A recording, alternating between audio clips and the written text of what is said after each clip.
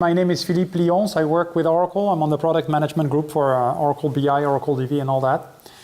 And my job at Oracle is actually to mostly build demos and enablement for our field, for our partners, and so on. So I'm actually more of a user than I am of a PM. And I use this day in, day out. And I can tell you that I'm happy today because a couple of reasons. First of all, DVD v3 released yesterday, and that was great for my session because otherwise I could not have been talking to you about DVD v3. But DVD is DV desktop packaging of Oracle data visualization. And the second reason why I'm happy is because the number of features that we have in DV v3 are actually making my life a lot better as an end user. And I hope that I'm going to be able to show some of this to you today. Before I go on, anybody has used DV in the room already? Yeah, by show of hands. Okay, so rest of the people, you're new and non-familiar to DV, right? So this session is going to be mostly about focusing on what came up with the latest release of DV yesterday. So I'm not going to talk about, starting from scratch with DV, but I'm happy to, if you have questions, go into more details with you after the session in the demo ground. That is something that you're familiar with Oracle, but that's what we're not going to need today. So you can talk about the session, you can tweet, you can blog, you can socialize. All I'm going to show you is GA, so don't hesitate. Okay, and then actually we'll come back to this in a minute. I may not be able to show my slides because I would like to use this time. We're getting towards the end of the conference. I want to show you live product. Every time I do this, I have issues. It doesn't always work. It's okay. Let me try to do this. And you can actually picture this and download the slides. You can download some videos of the demos I want to do today, as well as some content which we're going to use later called the OA store. This is basically the resource slide of this deck. And then, of course, this will be posted on the conference page as well. But meanwhile, you can go and use, and feel free to tweet about it as well. And with that, maybe one quick agenda. So Oracle DV v3 has quite a few new features. Most of them are here on the slide. Some of them are not. I'll say a word about this. And the reason why they're not here is because they're less impacting you as a functional user. But basically, we can group them in enhancement in the data visualization side, enhancement on the data sources side, data preparation, data flows, and some admin capabilities as well. Yes? This new version is not only the desktop, but the web version as well? Currently, DV is the product you would find in the cloud, on the desktop, and on OAC. As of today, we released v3 only for desktop. Only for desktop. Okay, that will make it in the cloud pretty soon, and then it'll make it on-prem further later. Okay, but that, when you see DV is a product of Oracle that will exist, that does exist in the cloud, on-prem, and desktop. Today I talk about desktop because that's the one that is up to the level v3. There's always a little gap between the desktop flavor of things and the on-prem and OAC flavor of things. So I'm going to go through this on a demo. Maybe not all of this, and I'll come back to slides in a moment, but I'll save you from this. All right? We'll get back to this. The demo that I want to use for this today, here's my DV. Oh, by the way, it prompts me that something's going on. There is a new update. So I actually have a v3.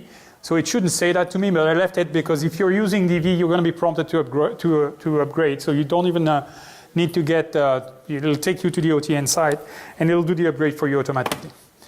Okay, so I'm going to say not now. I have, dev build that's good enough. It's v3. Consider I do have v2, and what you're seeing here is v3. So what I'm using for this demo is actually a data source that is Twitter.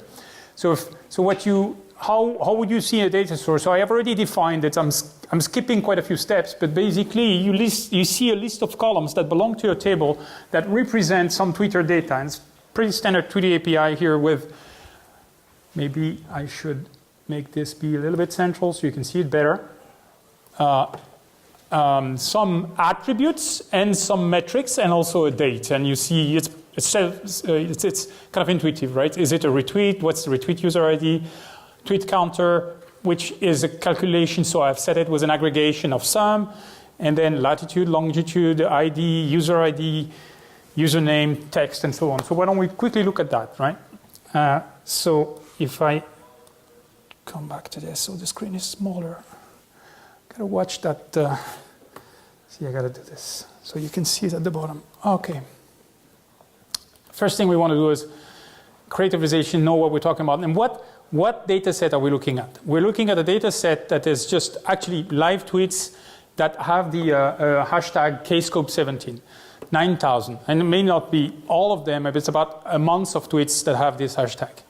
Okay, and how many users? So one easy thing for me, well, you know what? If you're using DV, you want to replicate this visualization that I just created. You typically do go in copy the visualization and paste it.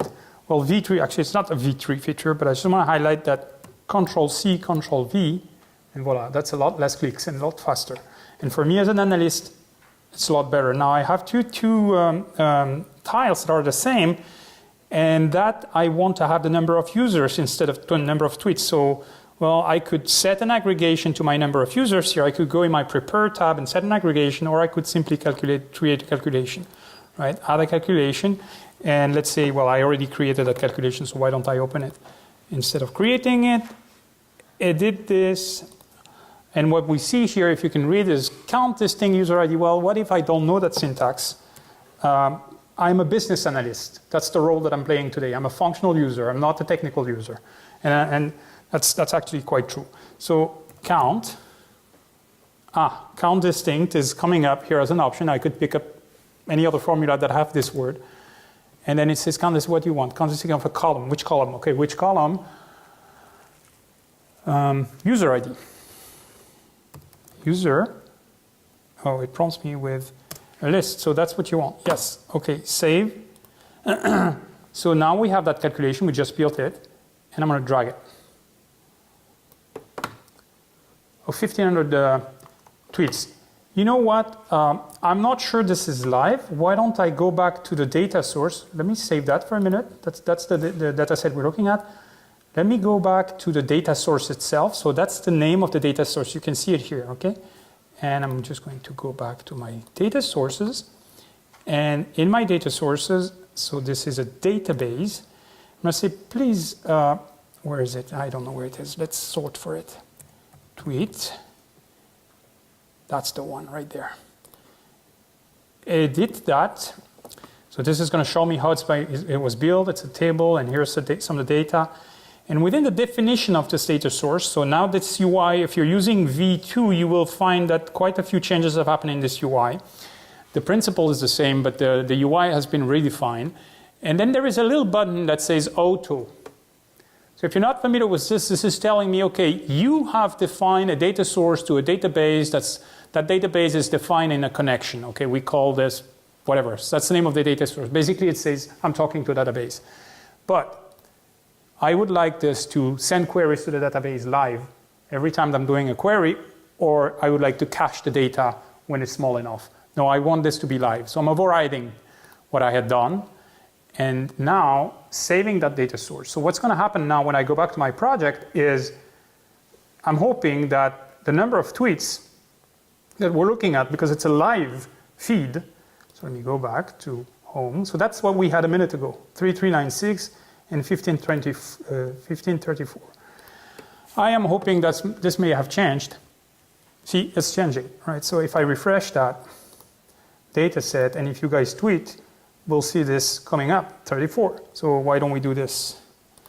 Text, user ID, and date. And let's create a table. So I'm going to say, I'm selecting and right-clicking, and I'm going to say, give me a table with this data. And why don't we throw in, so maybe we want to sort this. But this is going back to the database and coming back, and I'm going to sort this by date, earliest to latest. Yeah, probably that. And let me make this a little bigger. And that's what we just got a minute ago. So if any of you is brave enough to tweet right now, we're going to see this refresh. Now, you know what? I don't want to hit refresh manually. So somebody has built some of the extensions that can be added to DV, and I'll show you how to do this in a minute. One of these extensions is an auto refresh plugin. So these plugins are some SDK plugins. I'll come back to this towards the end of my presentation, but I'm just using it right now for the fun of it. And if I do this, I have dragged this plugin and it says, what do you want to do? I want to refresh the data every, let's make it 10 seconds, right? All right. So we'll see. So this is refreshing, 36, one more user, and that is refreshing. That's whomever just tweeted a minute ago. That's timing as a PST. And it refreshes and it refreshes. 37, so I don't know. If any of you is tweeting, you will see it here. That's the data set we're going to use. And so what we want to do with this next? Well, when I see a data set like this, first thing I want to do is, first of all, I'm going to turn off this auto refresh. Is this updating? I actually haven't read it. I'm assuming it is. The bottom part, it doesn't seem to be. Oh yeah, because the sorting is wrong. Hang on. That's because it's as of May. So I did it wrong. The sorting is wrong. It'll come whenever it comes up. It'll show 6 to 8 minutes. So maybe that's Wayne right there. Is that you? And some, yeah, right there. Rosie, thank you. And it's coming up. So we're going to use that data set, right? So I'm going to stop the refresh. What do we want to do next? I like to trend things. When I get a data set like this, I want to say, get the time dimension into this so I get a sense. And I used to be a controller, and that's, a remaining of my time as a controller. So what, tweet counter and tweet data. Create best visualization. Just give me what you can. This is not great looking. Anybody knows why? I'll show you why. This is totally normal, and I'm going to make this be, actually, you know what? Why don't I copy and paste, like I said, Control C, Control V. And that is, I want to make it be a table, just to get a sense of what's going on. Here's what's going on. See the data? It is at the millisecond level. So this is a month of data, but the best we had, it's actually at the second level, but it says milliseconds because it's 0, 0. At the same second, we had 5 tweets together, which that doesn't really make sense to us. So one thing, I'm a functional user. How do I fix this? V3 offers a way to easily fix this. So I moved from visualize to prepare. So I'm looking at the same data, okay? It's just now I'm like behind the scene, and this is the data, and here's my date, and indeed it's at a millisecond level, and I'm going to click on this and say, give me the properties of this. Okay, so that's a menu that says, in this column, what you want to do. In the properties, let me put this in the middle, there is a little bit time, date, format, and grain, or level. And yeah, it is at milliseconds. That's how the data is defined. It's coming from the database. Well, I want this to be aggregated at the day level. Actually, aggregated is not the right word. Formatted at the day level. So the data remains at the millisecond level grain, but it's going to be used by DV just at the day level. So now, if I go back here, if I click on visualize, voila, it's coming back. And that's live, going back to the database, okay? So this is today, this is yesterday, this is the day before. See the peak, see how it ramped up. And you can see that this is also formatted at the day level. Okay, and if in fact, for the fun of it, what we can do also is say, hey, tweet date, why don't we create another column that extracts, how about the hour level of this? So now we're going to have, actually not this one, my data is not the right format for this. I think it was more the minute. I'm going to try it one more time. Extract, and the minute, was it? Yeah. All right, I'm not unlucky with this. My data doesn't have the right format. That's what it says here. I mean, I just practice it, and I'm just messing up. Anyway, so that feature. Let me delete that. That feature is enabling me to make another format out of my date very easily. I'll skip that. So next thing we want to do here is to trend. So now that gives me a good perspective on, if it was business data, it's kind of meaningful to me now. I'm going to delete this, and let's trend other metrics. So maybe we want to make a difference between is a retweet or is a tweet. So I'm going to drag. I'm just dragging and dropping the column in the Canva that overlays over the chart. And let's see what happens. Yeah, pretty much as many tweets as retweets, and the growth has been quite the same. How about number of users? Remember I created that calculation a minute ago. And number of users right there. I want to trend it. Let me copy. I have a couple of solutions now. I can copy it. I could do something that is not possible in the V2, something new in V3, which is this. Let me show you. Let me collapse this a little bit. Canvas, duplicate. Okay? Those of you who have used V2 and who are functional users like I am, they've been missing this badly. Now it exists, so if I do duplicate Canvas, copy of this thing, and the content is there as well. Another way, another very important new feature in V3 is I can drag and drop my canvas and move it anywhere in the list of canvases that I have here, which is very, very useful when you're building functional content and you're telling a story. I mean, there are other ways to tell a story, but that's a very important feature. Anyway, I'm going to delete Canvas. I'm just wanted to highlight these two features. And so in this Canvas, let me come back and then magnify this again. Okay, let me just copy and paste, Control-C, Control-V, the view, and let's say we want number of users right there. Okay, number of users. I'm going to drag it in the metric, and it doesn't really matter that I have tweet or retweet in there. So, see that little icon? Maybe you don't see it at the bottom. That's what activates this, right? So I hide it, show it, hide it, show it, okay?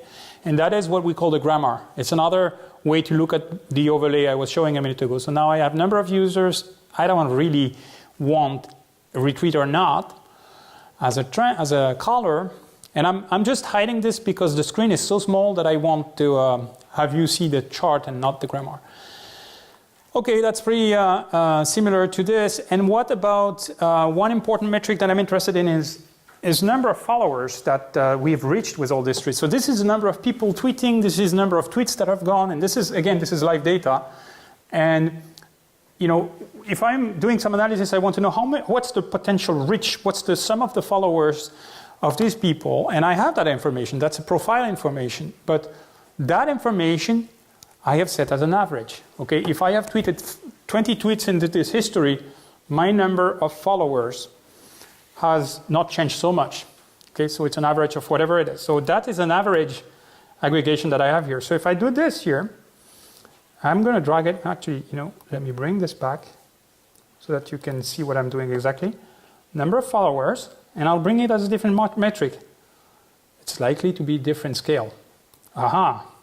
If you're at Oracle, you never want to present on a Wednesday because you're going to get this. Okay, this is going to wake me up if you see it coming back up and I don't see it.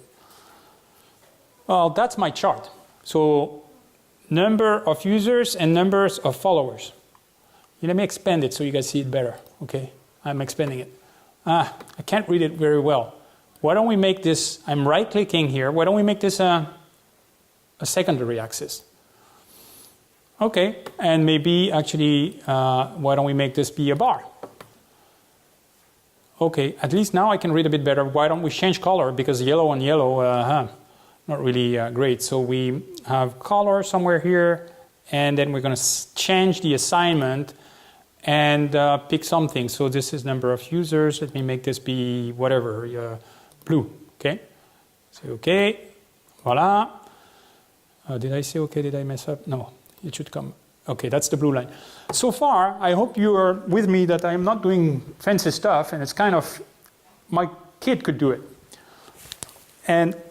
But I have a problem, right? So, and that's a trick I want to show you. So this is number of followers. So this is the average number of followers of people who have been tweeting on that day. And it's actually not really giving me the information I want because I would like to have the reach as how many people can we reach with all these tweets? It's as if we were looking at sales and we want to see how many customers or marketing campaigns and how many customers we have touched. This is not it. This is giving me the guy who tweeted here. There's somebody who must have had a huge number of followers, broke the average, and voila. So I want to override the way that this is aggregated, basically. I don't want this to be average. But average is set up in the data set, and I don't want to mess up with this. So I have an option, and that's a trick that I want to show you in the properties of my calculation here, to say, look, I'm a business user. I know that this is average. I don't want average. I know what I want. I want a sum of the number of followers for the number of tweets that have been sent and get that sense. So I'm navigating here in my properties in that number tab, and I expand that user follower, and I'm going to say, look, this is average. Actually, this is automatic as average, but I'm going to force this to be a sum. Okay, and sum by what? So there is a by clause, and then this little thing here is exactly the same data as we have here. For every tweet, I want you to count the followers and sum that. So by tweet ID. Okay, and voila. And let's see what happens.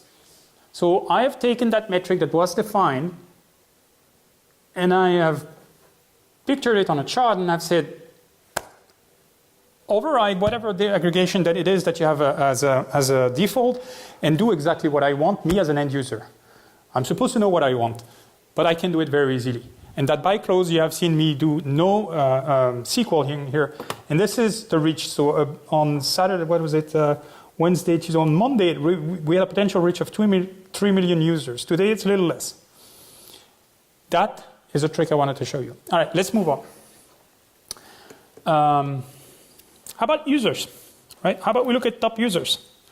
Right. So we have, where are we? User ID and tweet counters. Give me a best visualization for this, guys. And if you guys tweet a lot, you're going to probably show up in this chart right there. And I'm going to sort that.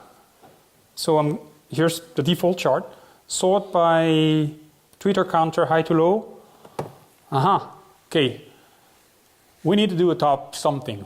That's not really helping us, right? Too many users, 1,500 users, right? So how do we do a top something? Maybe I should have removed that filter, which is giving away my secrets. So that's a V3 capability that now exists. So I'm going to pick the number of the tweet counter, okay? Create a filter. And what I'm seeing is, okay, give me a range min max of what you want, which is what exists in the previous version of DV. With a by clause, by the way, as you can see.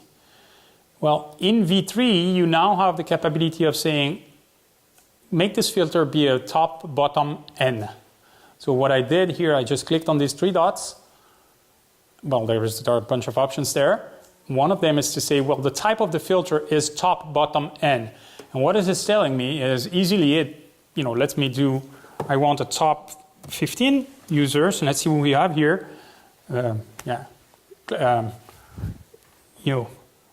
Oracle Apex World is top tweeter with 303 tweets. And that's over the past months, just was this hashtag, and then you can see a few different users there. Right, and that's how you would do a top bottom. Moving on, what I'm interested in also is, so we can change this, we can sort this, there's a bunch of interactions that are possible with this, but I'm moving on just to skip and browse through the new features, okay? So one other thing that I'm interested in is the profile of these users, and maybe the top 15 users. If we were to identify the most influential people, we would want to know who is the most followed user and the most tweeting user at the same time. And I'm not an expert with Twitter. I'm just going to do some basic analysis here. So I'm going to take people following. What correlates with the number of followers that I have? Is it number of tweets, or is it my number of followers? What kind of correlates with how many people are going to follow me? I have no idea. So I'm going to guess that the more people I follow, the more people will follow me. It's just taking a guess. Let's verify if this is true or not. And this is a small data set, right? So it may not be representative. I'm just making this up for the demo. But it's real data. So let's go to user ID, user followers, and user following, and say, give me your best visualization with this. Let's see what happens. And perhaps, okay, so why do I have only few dots is because my filter here is still active, so I'm going to disable that filter, okay, for a minute. And now let's see if we get 1500, yeah, we do get 1500 dots, but it's, can you guys see a correlation? Not really, right? So there's this a tweeter here, there's another one who has a huge number of followers here, but I can't really make up a correlation here. I could use DV capabilities and I could exclude these outliers, and let's see what happens. If I right click and I say remove these outliers here, or maybe I even could skim to identify outliers, but you know, it's a never-ending story. I'm removing outliers. So when I click and I say remove selected, you can see at the top of the screen here that the filter appears, and I'm removing people. I'm diving even further, and then remove this and remove that, but I cannot really see a correlation. Okay, so that's not really helpful. So here's a feature in V3 that just was released. Well, can we see a correlation here? Not yet. So let me actually remove that filtering, disable or delete that filtering, go back to where I was, and let's do this. Let's look at this. We cannot make up any correlation here, but let's look at this in a different way. Let's turn, this is real data, so that's why we need it. Let's turn this visualization into logarithmic axis, which is a capability in V3 now. Voila. Can you guys see a correlation now? That's another way to look at it, right? And it correlates pretty well. So now let me size this by the number of tweets that each of these users have posted for Kscope. And it's not obvious that the number of tweets really correlates with the number of... clearly the number of people I follow correlate with the number of people that follow me in general. The size of the bubble indicates the number of tweets that I have sent, and this is not really indicative of how many people are going to follow me. And is it any different from the number of retweets that I have sent? So let me change this number of tweet counters by number of tweets. Not really, right? So that doesn't really bear information. So is it tweet or is it a retweet? Doesn't really make any difference in the way that it's not showing a massive correlation. But at this point, having that logarithmic capability helps me make up functional data a lot faster. Okay, next thing that I want to have is, you know, just show capabilities on the visualization of this tool. So I see that I have retweet user ID and user ID. And again, that's what you get if you download any data from Twitter. You're going to get exactly this. Okay, and let me pick my user ID and my retweet user ID. And why don't I try one of these visualizations that come up? How about a network visualization? Let's see what happens. And this is going to the wow. This is too much. So let me actually look only at the top 15 users, and that's not really what I wanted. So in fact, what I want is more. Let me do this. Bear with me. Refresh data to start with.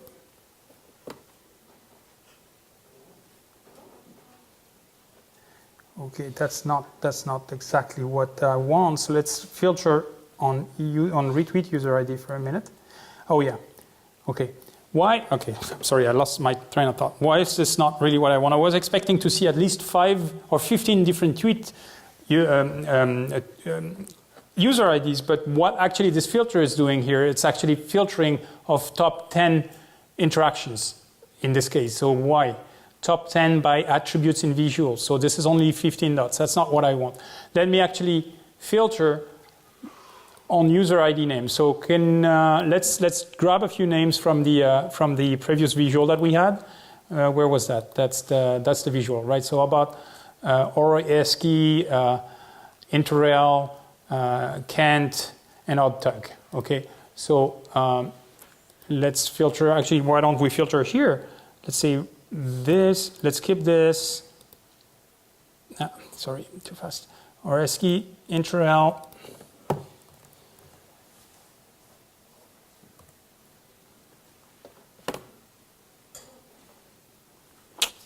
And Odbc.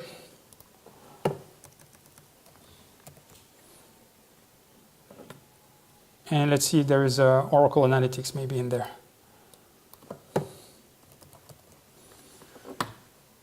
And I'm just filtering by typing on the names that come to my mind here.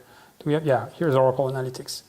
Okay, that's 4 users. Now let me go back, and I don't need the top counter anymore. I'm going to disable that filter. Let me go back to my canvas here. Let's see what happens. Okay, now that's a little bit more meaningful. Maybe I should add another name just to make it a little bit better.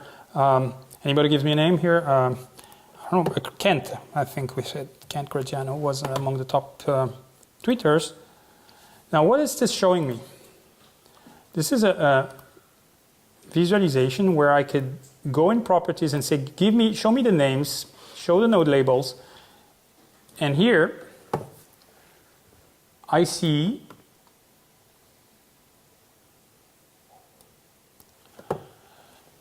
Aura-esque, interrel. These are the people that interrel retweets. These are the people that Aura-esque retweets, and there is a size to the thickness to the line that indicates how many tweets have been going on like this. But okay, the visualization is cool, and it helps me to see a sense of the network, but it's not exactly what I want. I want who retweets me as opposed to who I retweet.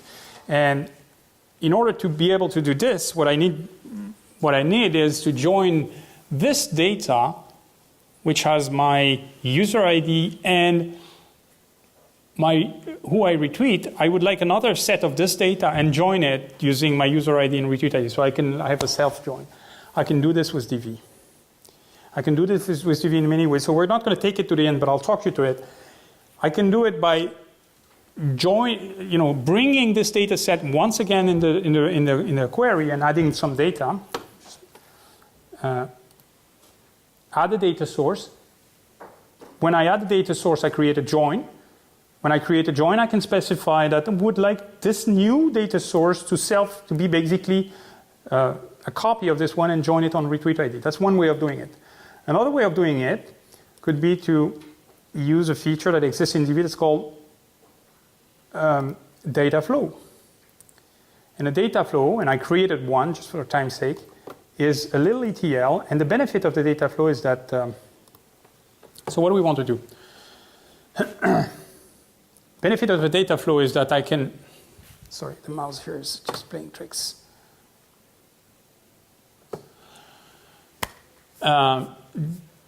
We can aggregate the data. So what this is saying, it's actually visual, it's pretty simple. I'm taking that tweet detail data source, and I'm saying, take it, only keep a few columns here, user ID, tweet counter ID, so bring this grain to a lower level, a higher level than what it is, aggregate it, and create a new data set. So who's been using data flows in DV V2 already? Wayne, yeah, a few of you. V3 has a different UI. V3 has new nodes, like for instance, merging columns or more capabilities in aggregations. There's new calculations you can use here. And a very important feature, which is when I do my data flow here, I can create a data set, or I can also, just creating a data set means just add a data set in DV, or I can also save this into my database. And if I save this into my database, all I have to do is, which database you want to save it in? Well, give me a connection. That's one of the connections that I have defined in DV, and it's going to create it back in DV. Let's try it. Let's see if it works. That's a database. That's an Oracle database. And let's say we're going to create a table that's called tweet echoes demo. And I'm going to save that. And let's see if that works. So I didn't go through details of the data flow because I want to manage time here. But what just happened is that tweet data was captured, was transformed, was aggregated, a few columns was renamed, and a table, hopefully a table that's called tweet echoes demo was just created in a database. Let's briefly check if that's correct. And it didn't exist before, so it probably isn't there. See, that just got created. And so this is the database. And in my, see, this is at the user level. In my data source in DV, hopefully I also have a database connection to Tweet Echoes demo. Where is this? I think that's the one right there. Just no. Okay. That data flow capability has been enhanced in V3 and is giving me quite a few new features, and it's making my life easier for me as an analyst, a functional analyst, to play with that type of stuff. I'll break here and go on to other features, but before that, do you have any questions? So does that data flow constantly get rerun when you pull on the table then, or is that something that you have to run to refresh the data? You need to run and refresh the data. And this table that got created here, Can that be scheduled? not in DV. There's an API though that you can access, but there is no UI in DV to do that. And there, this is live. Because my source was a live connection. So that's a pretty important flag here, as you suspect, right? So what happens if you rerun the flow? Do you aggregate, you append more records, or you truncate the table and then? If I rerun the flow now, the flow, basically what my flow did is took whatever number of grain of tweets we had and keep on only at the user level, okay? So it created 1,534 rows. Whatever the number is that, actually more than this, because it's an intersection of how many tweeters and how many people each of them has retweeted. So it's got to be somewhere like in 3,000 rows or something like this, or probably, see, okay. Now if I rerun it now, it'll refresh that data, and let's do it. 447, where's this? Data sources, data flow, let's rerun it. It was pretty fast. So it'll automatically do a truncate and insert? Yeah. Run. So this is running. It went pretty fast, so let's give it a chance. And that's when the demo breaks. We'll give it a chance. So we'll let it go. Okay. So this is about the data flow, and we could speak a lot about this. Okay, but for me, again, I want to take the position of the analyst at this desk, not a technical guy. A pretty cool UI, pretty powerful. I can deal with the database, performance here. So yeah, my IT has given me a database for me to play with, right? So I'm not going to mess with the corporate database with this, but I can go beyond the limits of Excel and play with it. So if I had a more complex one, maybe I should open a more complex one just to show you the UI. You have the V3. That's another one right there.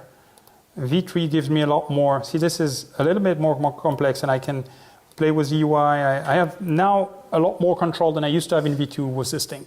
A lot more user-friendly. What I want to talk now briefly is another capability in V3, which is this console, right? Console, this is a capability, unless you have questions about what we just did. Let me see if we give it the last chance, see if it ran. Data source, data flow, no, it's still running, so something is going wrong. It's probably not truncating the previous one. Something is wrong. I'll pass on this. V3 brings a new capability which is called this console here, right? So if you're using OAC, this is very familiar, and it looks like OAC. It only has less tabs, and especially it has two new things here. One is plugins and maps. So what is that? Today, let's say I want to, let's say I have some, let's bring up some new data here. And then we'll come back to why console is important. Let me finish my train of thought. This thing is where I can export into DV custom visualizations or custom map layers that I can reuse immediately. And again, not a technical guy, right? Just functional guy. Okay. So, give you an example. An example is this. Let me bring a new data set into my DV, and let's bring a file. Okay, so I'm clicking on File. I'm going to say create a new data source right there, and it's a file. Okay, and this is Oracle stock quotes that I just downloaded. It's a CSV. And by the way, V3 new feature, CSV can be of any separator, sure, semicolon, space, tabs, or some whatever custom separator. So this is better than it used to be in 2. And here is my date, my close, my volume, open, high, and low, classic. Okay, and I'm going to say, call this the demo quotes, or demo, yeah, quote. And that's not much data. Now, typically, I want to represent this, actually, create the project. Did you notice something when I imported? This here is not a date. If I go into data, it is a date. But why is it not a date? Because DV is not capable of recognizing this text format as a date by itself. For DV, it's just a string. If this data had been in Excel or in a database, it would have gotten some metadata about it and it would have known that it is a date. But in this case, it's just a text. So one V3 capability that is much better than it used to be in V2 is this. You know, yeah, I know it's a date and it has some format, but you should at least have something that helps me make this be a date. Say to DV that it is a date. Yeah, that's exactly the option. So I'm here in the Prepare tab. Okay, I just imported a data set. And see, I got a bunch of options here to play with the data. And V3 actually makes quite a few of them better. In particular, this one, convert to date. And so it kind of recognizes already that, okay, you got a classic source format right there. And that's what it is. Is that what you want? Yeah, that's what I want. Before I do it, I just want to show you that I could go crazy and customize the heck out of this. And say, oh, this is a different format. It is something complete custom that I have. And I'm going to just type in whatever it is custom that I want here. I'm not going to do this. And by the way, you want to keep or hide the source element. I'm going to hide it. So it's going to convert this and it's going to create a hide item. You'll see this in a second. So let's say convert. Okay, now it's a date. And there's a hidden item right there, which is the text date in case you look for it. So I'm going to hide it just for the, see? Now, okay, now where was I? So now we're back on this. We have our date, we have our close. Now, what do I represent this for? This is typically a specific chart that needs to be used to represent this, right? And, well, that's not what I want. But I need a custom chart. And I need a custom chart that exists on the web on D3 or whatnot. So there is this location that we've kicked off at Oracle, which we call the Analytics Store, where we already started creating custom, oh, it's already filtered. I should unfilter it.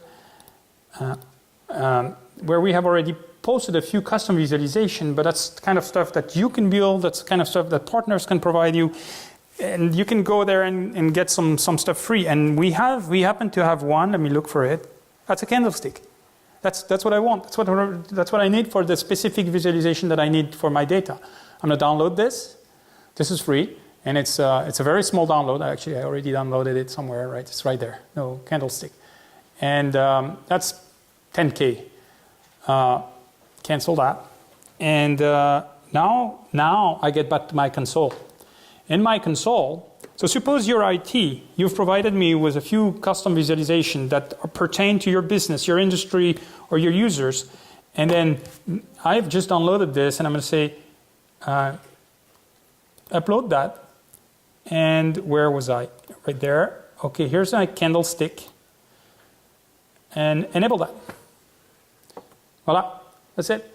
So it just tells me you're using desktop, so you need to restart, because otherwise I can't use it. Okay, let me restart that. Where am I? Okay. And it'll take a few seconds, and then all of a sudden I'll have that candlestick visualization available for me, and I can drag this, and voila, and I can represent my data in the proper format. You can do this. You remember that plugin that I was showing, that auto player thing? That's also a custom plugin. It doesn't have to be a visualization. It can be all sorts of custom stuff that you want to have in your visualization. Basically, this SDK plugin capability enables you to extend the code of DV. So where am I here? Let me go and create a new project. Let's pick up, I called it quotes, demo quotes. Yeah, that's the one, right? So, and let's bring this plugin here. Candlestick it was, wasn't it? Where is it? Candlestick, right there. And voila. So it's specific. You know, it has a specific set of objects here. So, in fact, here's what I'm going to do. I'm going to right-click, pick a visualization, make it do the work from. Well, why don't I drag it up? I'm going to disable that for a minute. Bear with me. So date comes into date. I'm lazy. I'm not going to do this. Okay, this way. Pick visualization. Where am I? Candlestick. Yeah. Delete that one. Enable that. Let's see what happens. Not really what I want, so date is fine. Close needs to go to close. Volume needs to go to volume at the bottom. Open needs to go to open. And low and high. Voila. And then that's a D3GS visualization. I can do all sorts of stuff with it. And that's the way I should represent the data that I was looking at. Completely custom, not vanilla, but completely out of the box process to get there. Same for maps, right? That console enables me to upload different maps. So what is a map layer? Here's what a map layer is. Let's go to that site. See, these are map layers. This is a map layer. We could have taken a floor plan of the hotel and shown the metrics of the attendance in the room. So what does it mean? This is a GeoJSON file. So JSON file was lots and longs of the stadium. Let me download this. Why don't we use it? So I'm downloading this right there. And arena section JSON is right there. Okay, so let's go back to DV. And let's say I'm going to add a new custom map layer. And it's the arena sections. And what does it want? It wants to say in your JSON file with the geographical data, what is the field that represents the ID? Okay, that represents the mapping to your own data that you will want to represent on the map. Well, taking a guess that it is ID. Okay, and I'm going with this. I can come back to this and change this. That's it. It added. So let's go and create a project. So I do have a data set about arena. Create a new project. And I have something. I already uploaded the arena data set. So that's independent from the arena attendance. This is giving me, just so happens that I have data set that has section ID and attendance, child, female, male, and let me bring everything and bring up a table. Pick a visualization that is a table. And, well, okay, now we want to represent this in a visual way. So why don't we, let's say we want to have total attendance per section, and let's pick a map. Okay? And we've already, all right, so it didn't find, let me delete that one. It didn't find my layer, so I'm missing something. I didn't give it the right information. Why don't, maybe it wants section type as well into it. Okay, so you know what, my mistake? I'm going to go back there. Actually, I went too fast, and I'm going to edit this, inspect, and say ID and section are the, and let's see what happens now. So it's thinking, and I can force it. Let me force it. Properties, go to the map itself, and that is telling me I'm not sure what layer I should use. But I'm going to say use arena section, please. Voila. So what is that? This is telling me, let me do the table again. Section ID total table. Now, not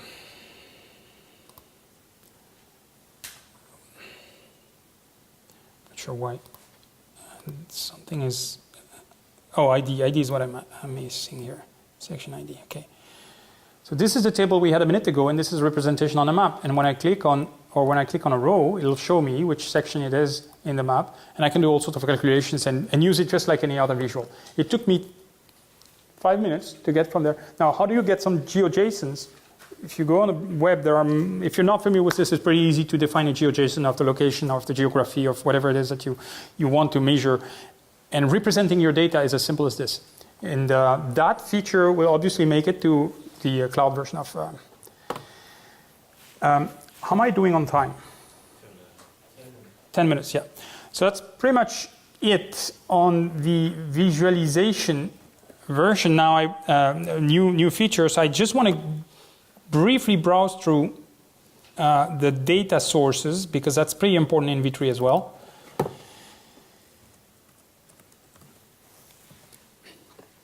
You now have a capability to connect directly to generic Odbc data sources in V3. So if you're using DV desktop in particular, you just define the Odbc data source on your host machine, and then you have a connection in V3. So hopefully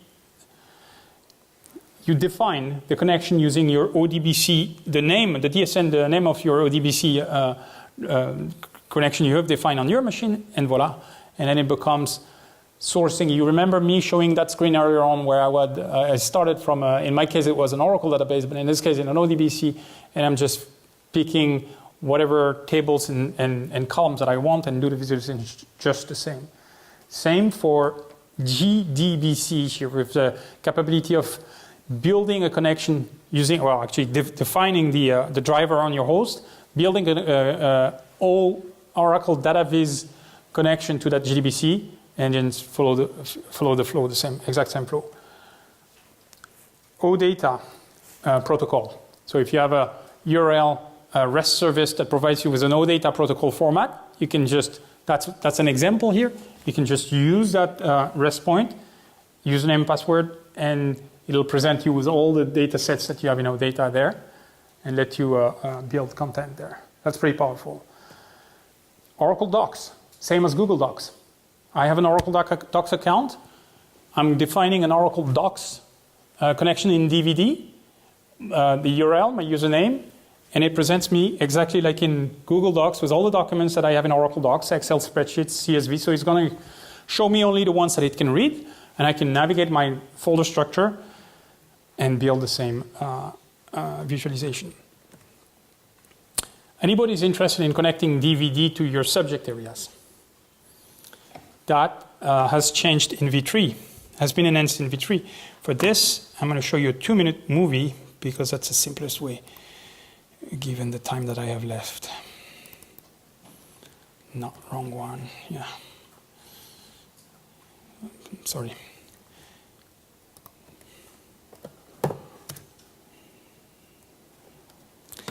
Let me make this bigger. It should be only 1 minute. I'm defining a data source here, going to an Oracle app, okay? And